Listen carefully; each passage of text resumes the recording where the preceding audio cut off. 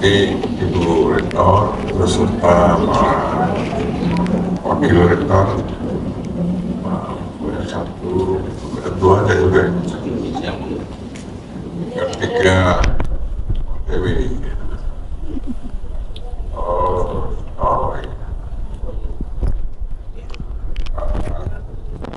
Pak Biro, para dekan, di sini Pak Dekan Sip, Dekan PB, Dekan Cairtek, Dekan Dakwah, dan yang lain-lain ya, di belakang semuanya ada Ketua P2M, Dekan Psikologi, ada juga anak-anak mahasiswa ya,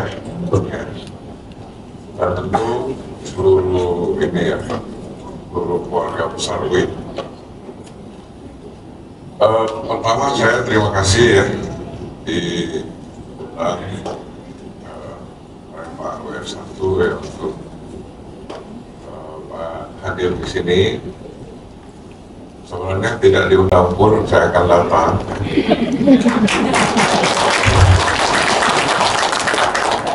Ya karena ini kan bagian dari tanggung jawab selain sebagai anggota sivitas akademika yang juga sebagai asesor PT dan juga tim Orgama. Selain itu yang akan menyambangi kita ini ya teman ya sudah sangat sering ya satu tim, jadi mereka yang nanya alhamdulillah ada undangan. Nah di dalam undangan itu ya mungkin ini bahasanya Pak WF1 yang terlalu membatas pembekalan ya, sehingga saya ikuti aja. Nah, saya kira kali ini persiapan ini ingat saya udah hampir setengah tahun lebih ya. Saya memonitor, alhamdulillah timnya itu luar biasa ya. Yang jelas berapa kali ke Lampung ya lah.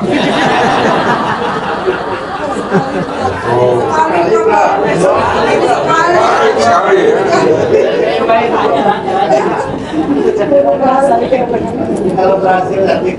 Ya itu kan maksud Bu Rektor, kalau dikasih itu masih belum juga, nah itu ada apa kan?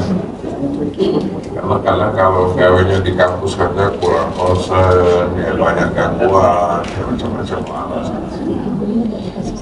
Nah, saya mungkin tidak terlalu banyak bicara tentang substansi, tapi ada hal-hal teknis ya berdasarkan pengalaman kami baik sebagai asesor langsung maupun dalam proses dalam diskusi evaluasi itu ada hal-hal teknis yang ngobrol-ngobrol ya dengan asesor. Itu kadang hal-hal yang sederhana tapi ternyata jadi agak mendalam bagi mereka gitu kan. Ya, kalau itu saya izinkan saya sharing beberapa hal teknis. Lanjut. Nah, tentu dari informasi yang kita dapatkan memang asesmen ini 3 hari jadwalnya, tapi sebenarnya para asesor itu hanya bekerja 1 hari. Nah bayangkan ya, itu akreditasi program studi saja kalau 1 hari itu pontang-panting. Nah targetnya itu kalau saya dengar dari asesor itu mereka itu ya targetnya jam 5 sore itu sudah selesai, sudah ditandatangani. Nah bayangkan tanggal 11 itu betul-betul kita harus melayani dan mendampingi mereka, karena banyak pengalaman asesor itu tidak berhasil menyelesaikan itu karena kurangnya support. Nah, karena itu tim betul-betul harus standby ya, harus siaga mendampingi dan harus bisa memantau dari menit ke menit apa sebenarnya yang dibutuhkan oleh asesor. kalau dikasih tugas ini siapkan data ini, yaitu harus segera dibuat. Saya pengalaman terakhir itu di Indonesia Timur, ya itu akhirnya nggak sukses sampai jam 5 sore, akhirnya sampai malam. Karena kenapa? Kita mengasumsikan tim yang diberi tugas ini bekerja, ternyata enggak. Jadi mereka hanya menyiapkan dokumen-dokumen yang masih mentah, jadi harus diolah sehingga ya memakan waktu. Jadi jangan salah suci, ini 3 hari, ini hanya 1 hari. Ya, mereka datang udah sore, ya, dan tanggal 12 pagi itu sudah ada yang pulang. Ya, nah, ya itu, ya lanjut.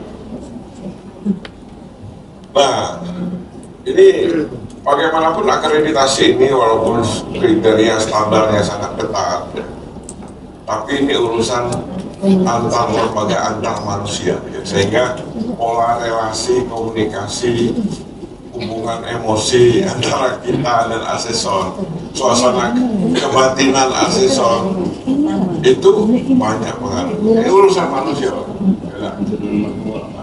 Karena itu halo effects. Jangan sampai ada kesan pertama itu yang menganggap agaknya kurang persiapan, nah, misalnya ya, kayaknya kurang koordinasi, kayaknya nggak kompak. Nah itu jangan ada kegiatan kesan seperti itu. Nah karena itu yang pertama komunikasi dengan asesor itu kita yang harus proaktif, yang sampai mereka yang nanya gitu kan, ada jemputan nggak misalnya kan, itu sudah. Nah, asesor yang paling baik ramah pun seperti Pak Menteri itu agak berat gitu kan. Kalau lama kok nggak ada ini, kita udah mau boarding misalnya, ada nggak yang jemput gitu kan. Jadi memang Bu Rektor nanti memang ada siapa gitu staf kita yang memang friendly, yang bisa komunikasi dengan baik. Selain itu, dan clear ya. Jadi tidak usah terlalu banyak ngomong, Pak, ini udah kami siapkan. Kemudian harus sensitif. Ya, asesor tuh ada yang sudah senior ya. Nah, kita ini ketua timnya itu proaktif lah ya. Orangnya baik sekali. Nah, tetapi beliau ini orang Makassar. Ya, cuma besar di Makassar. Nah, beda-beda tipis dengan Palembang. Beda. Nggak pernah gesek dikit ngaku ini, nah, tapi orangnya sangat baik. Artinya kalau saya kawan semakan seminum lah, ya. Jadi beliau tuh berapa kali, itu coba itu dibantu, ya. Terakhir saya minta, ya tolong Prof, apa yang harus kami, itu ada beberapa hal yang nanti ada yang saya sampaikan di sini, ada yang mungkin ke Pak satu hal yang sangat ini. Nah yang kedua, penjemputan ini harus on time dengan penjemput yang representatif, apresiatif dan informatif. Nah biasanya begitu datang itu dijemput, itu mereka mulai banyak tanya, gitu kan. Nah jangan sampai kayak yang jemput ini salah ngomong gitu kan. Nah, ya atau ada yang misalnya belum apa ya, sebenarnya kami itu ini wah cuma gini kurang ini hanya hindari yang gitu. Sudah mulai assessment itu. Enggak, artinya panitia kami cuma sekali ke Lampung misalnya. Jadi tidak usah ada keluhan-keluhan seperti itu. Apalagi misalnya ada yang mengatakan, Pak sebenarnya kami itu belum siap. Kami kan lagi bikin. Ya ini sering kita alami Pak. Jadi yang nyebut loh, apa ya kalau belum siap ngapo ini. Jadi tolong hati kita, batin kita itu luruskan ya, bahwa ini adalah untuk alma mater kita. Saya sering mengatakan alma mater itu adalah ibu susuan kita. Jadi kalau UIN ini bagus, kita ini dapat percikannya kalau UIN. Jadi kalau emak kita sehat itu lemah, tapi kalau emak kita sakit, kita melok sakit. Nah, jadi ya menjaga akreditasi itu salah satu yang sangat penting untuk institusi. Yang ketiga, tunjukkan kekompakan, ya, semangat kerja sama yang tinggi dan hindari sikap self-centered. Tidak usah nonjol-nonjol ke diri. Nah, gitu kan, terlalu banyak ngomong sayanya gitu kan. Saya tidak percaya. Tidak ada institusi yang besar itu bisa diselesaikan oleh satu orang. Semuanya butuh kerjasama, butuh support sama satu. Jadi tidak usah menonjol-nonjolkan diri. Saya Pak, misalnya Pak, yang sejak saya ketua LPM semuanya beres, nggak perlu, walaupun kita tahu bagaimana kerja kerasnya ya sama sekretaris dan tim. Kemudian tunjukkan sikap optimis, ya, percaya diri dan saling percaya. Jadi kita tuh jangan pecah optimis gitu kan, tunjukkan kita orang sudah betul-betul siap. Ya, ini semua orang. Karena nanti yang bersentuhan dengan asesor itu ya mulai dari yang jemput, mulai dari yang nyambut, mulai dari yang nampil makan, mulai dari yang wawancara.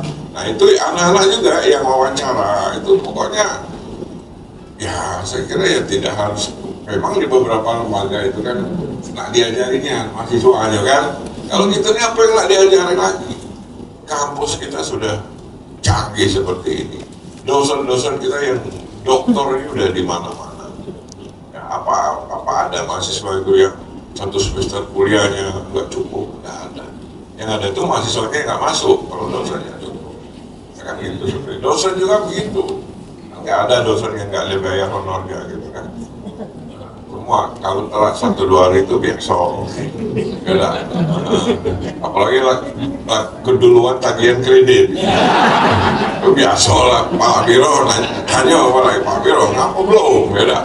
Nah, itu biasa, itu namanya ekses, ya, bukan problem. Ya lanjut. Nah, layanan prima, ya, untuk efisiensi dan efektivitas kerja asesor. Jadi layanan prima ini diperlukan bukan untuk lebay, bukan, supaya asesor itu dalam 1 hari itu bisa kerja, itu selesai. Asesor juga gitu, asesor ingin selesai, nggak ada asesor yang ingin bertele-tele. Jadi yang pertama, sarana transportasi harus bersih, aman, nyaman, dan representatif. Ada pelonang. Ya kalau pakai Innova hybrid ya sudah bagus lah. Ya, kasih minyak wangi dikit. Jangan lompat tuh satu mobil kalau misalnya. Kayaknya pangku-pangkuan gitu. Kapasitasnya mobil ada, mobil kami ada 40 Pak. Iya Allah. Kita cuma dijuk singkong. Mulai dia nanya kepala bironya siapa? Pernah diajak persiapan nggak? Ya kan? Gitu kan gitu.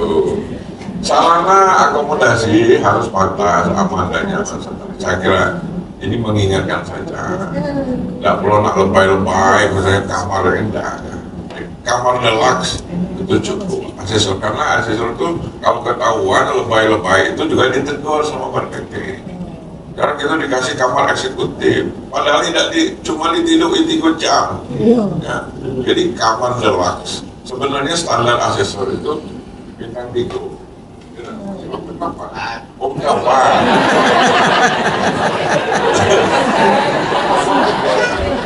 Kalau Ban PT biasanya di acara Ban PT lah, yaudah kalau pajak kita nih nginep jadi oyo ya lah.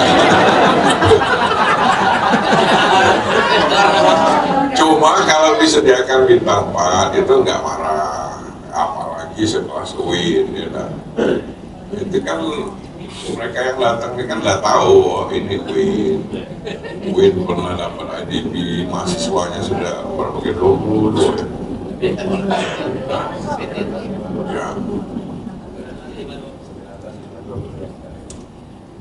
Kemudian jadwal pilihan atau selera kuliner. Nah ini perlu diadaptasikan dengan selera para. Jangan mentang kita pindah patin tulang. Nah ini ada yang inilah. Yang nanti saya sampaikan lah kalau Prof itu karena itu ya ada banyak pandangan. tapi ada hobinya kan, kita sebagai untuk menghormati tamu nggak apa-apa, kita kalau nggak usah makan kita mati dulu kan, kita ikutilah. Kemudian jadwal istirahat juga, jadi jadwal istirahat itu nggak usah kita ngatur-ngatur. Jam berapa Pak kita istirahat, nanti kita masuk lagi jam berapa. Yang tak setahu saya kalau produktif itu jam 1 siang itu dia harus tidur dengan. Kalau dia tidak tidur kan dia tidur di sini. Nah, biasa habis makan siang, habis sholat zuhur tidur cak 20 menit. Jadi terserah dia nah, istirahatnya jam berapa. Ruang kerja yang mungkin paralel ya. Kalau sehari itu perkiraan saya bagi-bagi.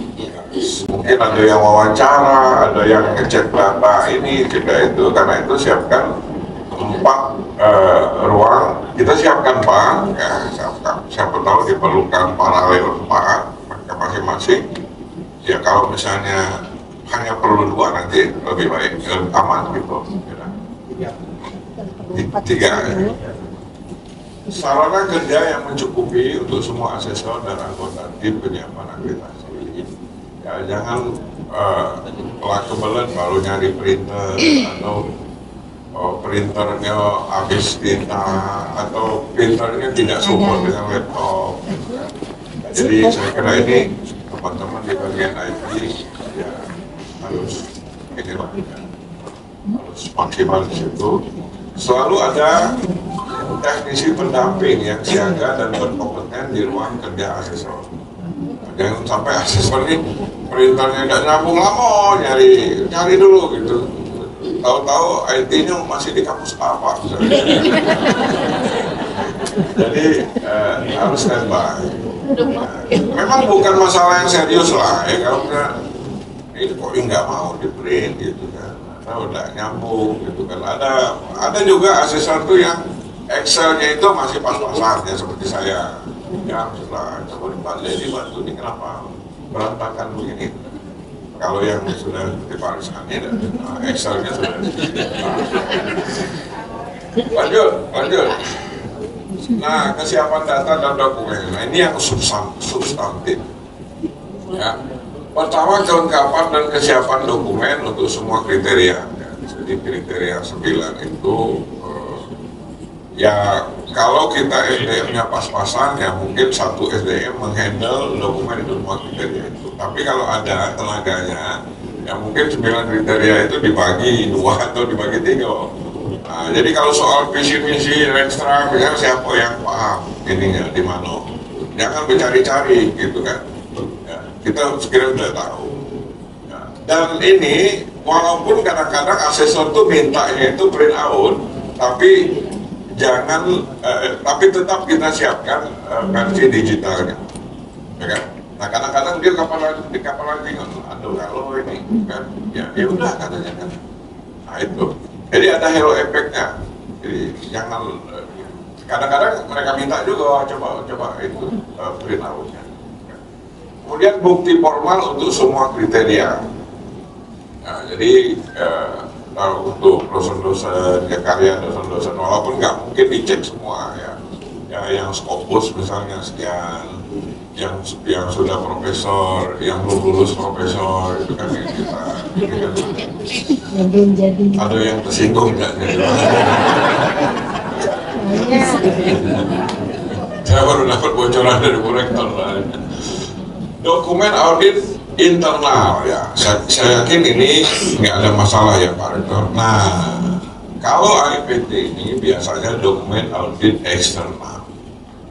Nah, saya nggak tahu apakah kita selama ini selain dari Irjen itu kita sudah meng-hire audit eksternal. Kalau sudah ada mantap, nah, sudah ada. Nah, itu di AIPT akan ditanyakan. Karena ini banyak kelengahan di banyak institusi. Katanya perlu ada Irjen Pak, ada yang kami nggak perlu lagi, ya nggak bisa. Kalau standar di AIPT ada audit eksternal. Nah, lanjut. Maaf Bu Rektor agak panjang sekalian ya. Nah ini persiapan wawancara. Nah wawancara ini gampang-gampang susah dan dia bisa membuat asesor lebih ceria, bisa juga membuat asesor kecewa gitu kan. Karena itu nama-nama pemangku kepentingan internal maupun eksternal yang disiapkan untuk wawancara hendaklah benar-benar representatif, well informed dan knowledgeable. Jadi yang kita wawancara itu jangan misalnya mahasiswa gitu kan, apa saja sarana yang disiapkan para mahasiswa. Setahu saya semua ada kegiatan pramuka, apa karena dia aktif di pramuka kan.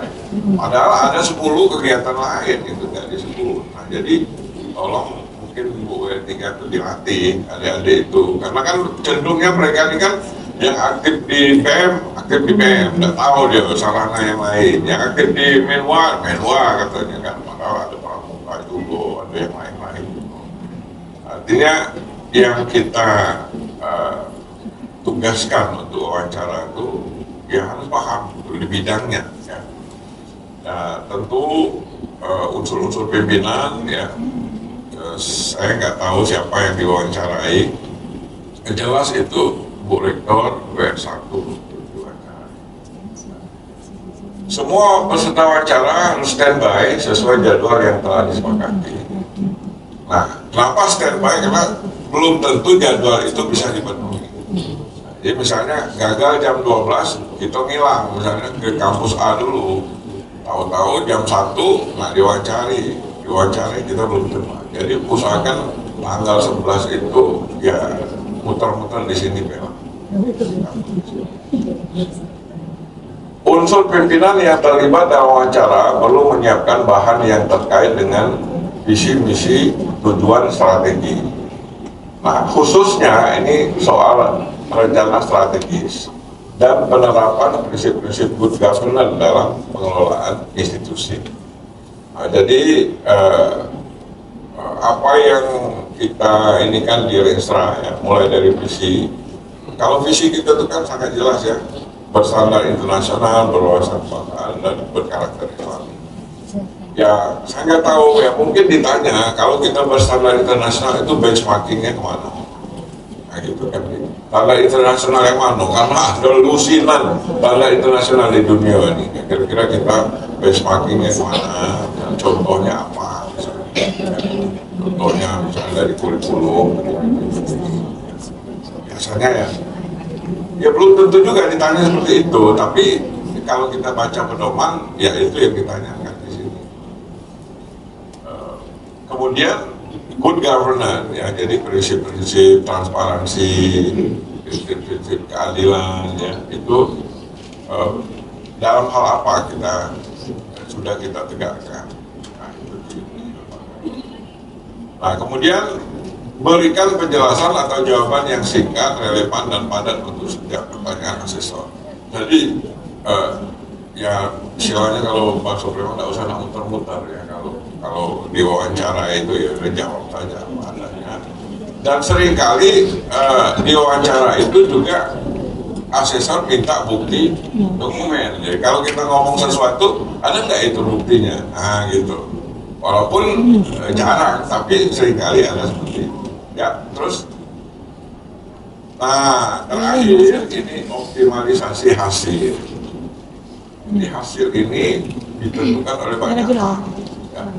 Yang pertama, tentukan 1-2 wakil institusi yang berkompeten untuk membacakan draft laporan kerja yang disiapkan. Biasanya sebelum ditandatangani, draft itu kan dikonfrontir. Nah, ini jangan semon-semon. Kalau ada yang sebenarnya kita ada, tapi di situ disebut kurang. Karena di dalam apa namanya laporan itu kurang, cukup, memadai dan sangat memadai itu skor bernilai. Nah, jadi kalau misalnya disebut kurang disiplin, Pak kami ini sudah disiplin gitu kan, jadi gimana? Sudah sangat disiplin, begini. Nah kalau kita bisa mengubah dari disiplin menjadi sangat disiplin, itu berarti kita sudah mengubah skor ya, dari 3 ke 4. Nah itu kalau ada 5 yang bisa kita ubah seperti itu, nah berarti sudah menambah 5 poin skor. Dan jangan lupa untuk unggul itu kurang 1 belum itu. Jadi disitulah halo effect gitu. Kalau halo effect itu biasanya dalam rapat putusan itu, kalau asesor yang merasa nyaman, kalau kurang-kurang 2-3 poin gitu, coba Pak, coba cek lagi gitu, kira-kira ada nggak yang bisa gitu. Senyum. Tapi kalau asesor sakit hati gitu, nggak bisa lagi, itu sudah final, itu sudah maksimal Pak.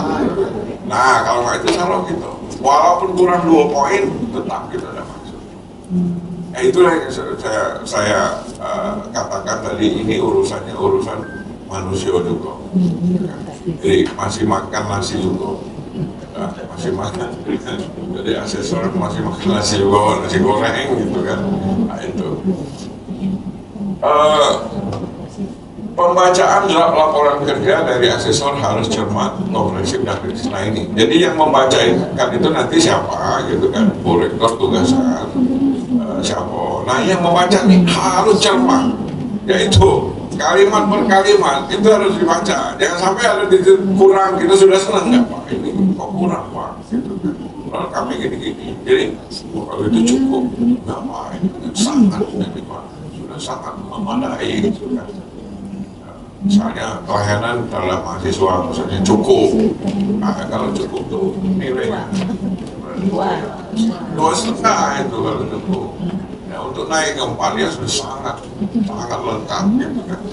Sehingga tidak ada mahasiswa itu yang tidak terfasilitasi kegiatan, termasuk mahasiswa yang hobi ngerumpi, kita fasilitasi dengan tempat-tempat ngerumpi yang nyaman. Kalau di kampus B itu kan gitu, bawa pohon gitu kan. Nah, itu kan coba kalau kita tempat pohon, kita baca mahasiswa gitu. Kampus A apa? Kalau pohon jalan ke kampus B.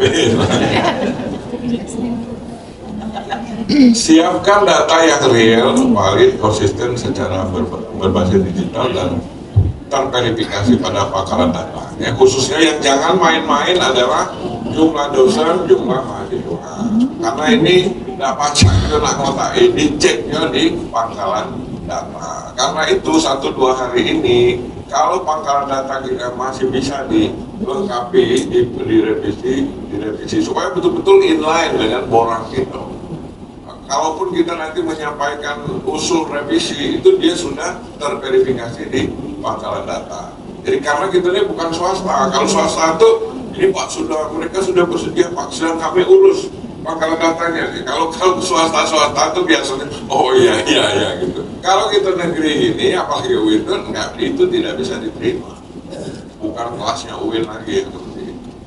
UIN sudah terverifikasi karena asumsinya bagian IT kita itu bekerja day to day, week to week untuk mengontrol pangkalan data kita, jangan sampai ada yang miss di situ. Ya terakhir, ya sekian, insya Allah hasil yang terbaik untuk wilayah Pak.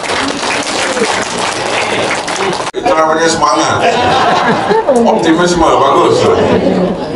Jadi saya kira itu ya, jadi sharing ini sekedar sharing, ya mudah-mudahan bermanfaat untuk kita semua, seluruh tim, dan mudah-mudahan tidak ada perubahan asesornya, dan insya Allah asesor yang datang ini ya positif thinking semua. Demikian, terima kasih. Assalamualaikum warahmatullahi wabarakatuh.